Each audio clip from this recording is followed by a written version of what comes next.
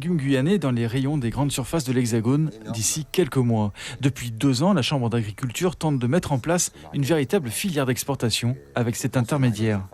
Certains produits ont déjà été sélectionnés et les premiers tests semblent concluants. On a fait déjà du travail sur de la patate douce bio, on a déjà fait l'importation, donc on est déjà sur une filière qui a roulé une fois. La marchandise, avant d'arriver en métropole, est déjà vendue. Et le conteneur qui est arrivé cette semaine est déjà vendu au niveau de la grande distribution. Aujourd'hui, le problème que je rencontre et qui est important, je trouve, c'est la logistique. Parce qu'aujourd'hui, un conteneur Guyane Métropole peut varier de 4 à 6 000 euros, alors que le Brésil qui est à côté et tous les autres pays sont entre 3 000 et moins. Aujourd'hui, de nouvelles productions sont prospectées. Franck Nubla se rend dans les champs de Gabriel Siong à Cacao. La mise en place progressive de cette filière d'exportation semble convenir aux exploitants.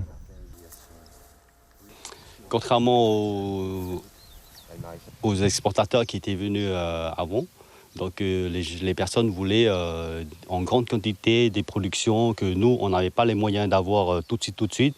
Avec Franck, c'est différent. Il arrive, il nous explique ce qu'il fait. Il veut faire du bio, il veut faire du conventionnel, il veut faire de la petite quantité pour tester. On va partir sur tout ce qui est banane. Donc la banane d'ici en Guyane, c'est la Bacof pomme et peut-être sur la dachine. Pour la Chambre d'agriculture, l'objectif est de rendre visibles les produits guyanais en dehors du territoire et de ne pas se limiter à la grande distribution. Aujourd'hui, on est quand même dans ce bassin amazonien avec tous les produits qui se retrouvent un petit peu partout, sauf les produits de la Guyane. C'est une occasion pour nous de montrer notre savoir-faire, ce qu'on est capable de faire, mais comme je le répète, sans négliger le marché local.